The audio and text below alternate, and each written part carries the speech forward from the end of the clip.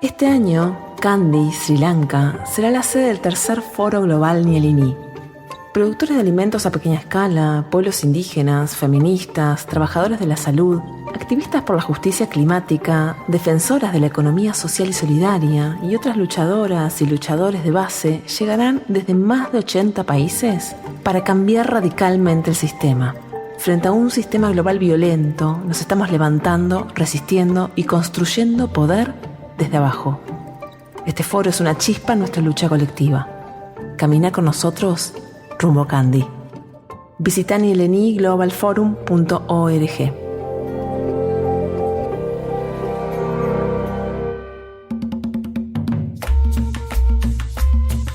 Buenos días, damos la bienvenida a este nuevo episodio del podcast del Foro Global Nyélini que se celebra este año en septiembre en la región de Kandy, en el centro de Sri Lanka. Hoy nos acompaña Paola Romero, ella es la directora de FIAN Colombia, ella es politóloga, experta en género, feminismo y soberanía alimentaria. Buenos días, Paola, bienvenida a este episodio del podcast de Nyélini. Hola Miguel, qué gusto estar acá, gracias por la invitación y bueno, conversemos. Bueno, hay una cosa de la que poco se habla. Digamos que se habla mucho de la soberanía alimentaria, se habla mucho de la agroecología, pero no se habla de la alimentación como derecho humano. Y esa es una postura muy importante que ha venido impulsando FIAN. Hablemos un poco de la alimentación como derecho humano. Bien, importante la pregunta y gracias por hacerla. Pues sí, FIAN trabaja históricamente por avanzar en el derecho humano a la alimentación y nutrición adecuada de los pueblos. Creemos que ha sido un marco interpretativo jurídico que en la defensa de los derechos humanos la alimentación se ubica y se pone como un eje fundamental, como un derecho económico, social, cultural y ambiental, que tiene una conexidad profunda con la realización de otros derechos, que tiene una interdependencia fundamental para garantizar el cuidado, la dignidad humana, la educación, la tierra, el agua.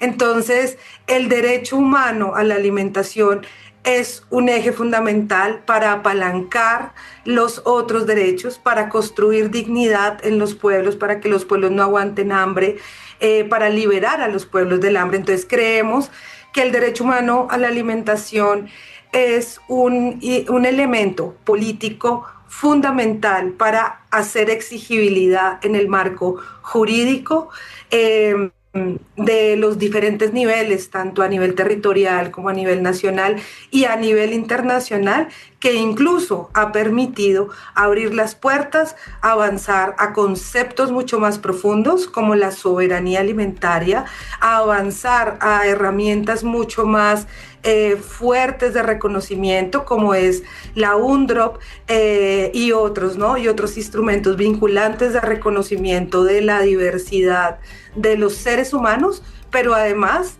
ir más allá, y es el reconocimiento de los derechos de la naturaleza, de los no humanos, que son esos bienes comunes que hacen posible la alimentación. Entonces de eso estamos hablando cuando hablamos del derecho humano a la alimentación. Al mismo tiempo, ¿cómo desde el derecho humano a la alimentación se dialoga con las discusiones sobre la agroecología y sobre la soberanía alimentaria? Bien, el derecho humano a la alimentación apertura jurídicamente la discusión del alimento, ¿no? Y se hace un reconocimiento por parte de los estados. Cuando se empieza a abordar la agroecología, el derecho humano a la alimentación se ubica como una herramienta que potencia la agroecología, incluso se potencian los dos mutuamente, porque la agroecología es una apuesta práctica, política, técnica, epistemológica, que permite la construcción de relacionamientos posibles de alternativos para la construcción de comunidades y de sociedad. Y el derecho humano a la alimentación lo recoge para potenciar la forma en producir el alimento, pero no se quedan solamente en esa fase de la producción y de reconocimiento de lo que implica el derecho humano a la alimentación, que es todo este tema de producción, disponibilidad, acceso, sino que la agroecología también pone su acento en que ese alimento sea producido por quienes producen el alimento real, no productos comestibles ultraprocesados. Pone su acento también la agroecología en las relaciones humanas, sociales, económicas, culturales, que permiten ese reconocimiento de los saberes de los pueblos y de su autonomía. Y eso tiene mucha conexión con el derecho a la alimentación, porque el derecho a la alimentación reconoce esa toma de decisión que tienen las personas y las comunidades y los pueblos. Y aquí lo uno efectivamente con la soberanía alimentaria, porque la soberanía alimentaria profundiza y nos muestra la importancia de tomar las decisiones autónomamente desde las comunidades y los territorios. Y eso es lo que enriquece también el derecho humano a la alimentación y lo pone a conexión, porque el derecho humano permite y reconoce que las personas vivan dignamente y culturalmente, y tanto la soberanía como la agroecología fortalecen este vínculo, ¿no? Y ponen en debate también las discusiones de poder que hay dentro de esto, y nos permite decir la soberanía alimentaria transforma los vínculos de poder y pone en las decisiones, en las comunidades, en la autonomía de los pueblos. Lo que comemos importa. Con soberanía alimentaria y salud para todas las personas, defendemos nuestros cuerpos y territorios. Alimentación sana para todos. Vamos rumbo al tercer Foro Global Nielini.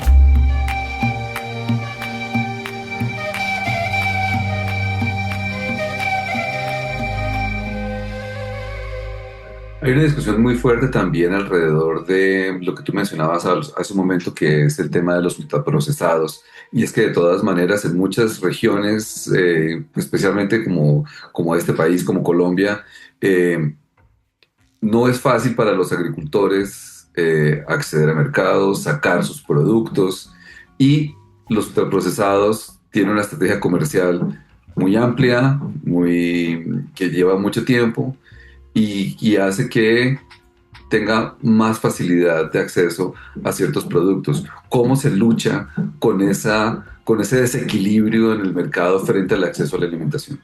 Bueno, es una lucha profunda, y aquí incluso Nieleni lo que pone en el centro es esa transformación real y un cambio sistémico, porque de lo que tú estás hablando aquí es que las grandes corporaciones inundan nuestros mercados a partir también de una captura corporativa de los estados, de las tomas de decisiones en materia alimentaria, y también de otras maneras de captura en evidencia científica, por ejemplo, también en la invasión o en la transformación de las dietas, tanto en las ciudades como en los pueblos, y va modificando las formas de patrón y de dieta alimentaria.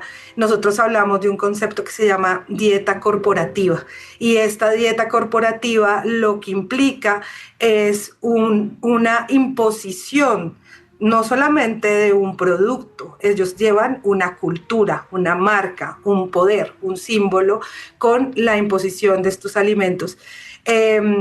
En los supermercados, en las pequeñas tiendas, e incluso lo que tú dices, en las formas de construir políticas públicas y cómo se les facilita a las grandes corporaciones o a estos productos comestibles ultraprocesados tener mayores subsidios, tener un posicionamiento mejor en el mercado, tener unos precios más económicos. Entonces, aquí lo que estamos hablando es un ejercicio de justicia, de poder, de reconocer también una dieta que nos está enfermando, y de reconocer que hay un entramado de poder mucho más allá de las prácticas supuestamente neutras de las políticas, ¿no? Y que esta apuesta por la soberanía alimentaria lo que nos permite es reconocer que nos están imponiendo una dieta, que nos está enfermando no solamente a los seres humanos, sino al planeta, contaminando y transformando nuestras culturas y nuestros hábitos. Entonces debemos cambiar este equilibrio de poder, y parte de eso es la apuesta de Nieleni por un cambio sistémico, porque no se trata solamente de que consumes como producto que te llevas a la boca. Lo que te estás llevando a la boca es lo que hace posible el alimento, que es desde la semilla hasta el plato, ¿no? Y de lo cultural y espiritualmente también reconocido, que hace parte de la memoria alimentaria y del alimento. Este sistema mata al planeta. Hay que frenarlo ya. No nos tragamos las falsas soluciones, los bonos de carbono, geoingeniería, las finanzas climáticas que endeudan a los pueblos y salvan a los culpables. La agroecología enfría el planeta. Descubre más en elniglobalforum.org. Me llamó mucho la atención el título del informe Alimentar en vez de hambriar, el informe que hizo FIAN sobre el derecho humano a la alimentación y la nutrición adecuadas. Hablemos de esos hallazgos de ese informe de 2024. Bueno, varios hallazgos en él. Uno que quisiera presentarte es todo el tema de el cuidado alimentario. Para nosotras es fundamental aperturar la visión del alimento desde una perspectiva feminista. Y parte de esa perspectiva feminista, incluso en los procesos de trabajo y de acción política de Nieleni, en el último Nieleni, se hablaba de sin feminismo no hay soberanía alimentaria. Y quisiera resaltar este hallazgo y este avance que hemos puesto en este informe, porque nosotras pensamos a partir de un ejercicio con mujeres en diferentes partes, incluso de Colombia, y diálogos con mujeres en el mundo, que sin el cuidado, sin el derecho al cuidado, no hay proceso alimentario. Y eso implica reconocer la conexidad profunda de lo que hablamos aquí, y es que si tú das alimento, también estás acunando y dando cuidado desde los primeros actos como seres humanos. Por ejemplo, el tema de la lactancia humana, que es acunar y brindar alimento. El ejercicio de cuidar no es solamente educar o hacer aseo. La labor más importante dentro de las actividades del cuidado es el alimento. Es la actividad que más utiliza tiempo. Eso está medido por los sistemas de cuidado y de uso de tiempo de varios países en América Latina y el Caribe, que fue el que investigamos, y está medido como distribución del alimento. Para nosotras es fundamental entender y mostrarle a las comunidades que se reconozca el trabajo del cuidado de muchas de las mujeres, sobre todo que son las cuidadoras por una división sexual del trabajo, que se reconozca ese trabajo, que se redistribuya ese trabajo, que se reduzca ese trabajo y que sea representativo, siendo la categoría más fuerte en las actividades del cuidado, y el cuidado siendo un elemento fundamental en las economías de los países, y por supuesto en una deuda histórica con quienes han hecho posible tanto el alimento como el cuidado del alimento. Sin cuidado alimentario tampoco es posible construir soberanía alimentaria. ¿Cómo llega el tema del derecho humano a la alimentación y qué expectativas se tiene sobre las discusiones que se van a dar en el tercer foro global Nieleni, que se va a realizar en septiembre de este año en Sri Lanka?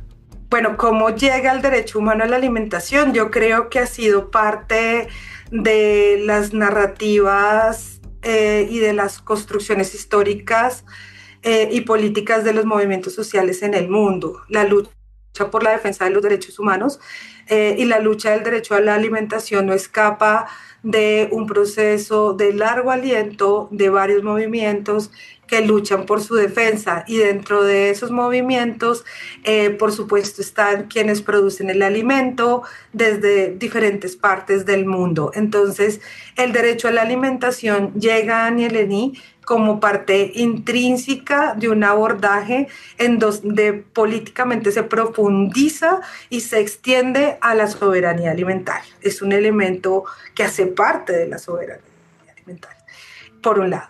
Y expectativas del derecho humano a la alimentación es que se siga posicionando este derecho humano a la alimentación desde una perspectiva amplia, anticapitalista, antipatriarcal, antiimperialista, anticolonialista, antirracista, incluso, porque el derecho a la alimentación ayuda a movilizar formas justas de reconocimiento y de formas de dignidad de los seres humanos y de la madre tierra.